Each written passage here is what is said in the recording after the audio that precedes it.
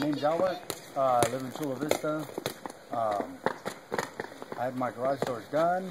I had a fallout with Gene Kareem. He does full painting inside the house. He painted my doors. The paint fell apart. I'm very unhappy. I found Faux painting through the magazines and called him up. We set it up. He painted it. Made it look beautiful.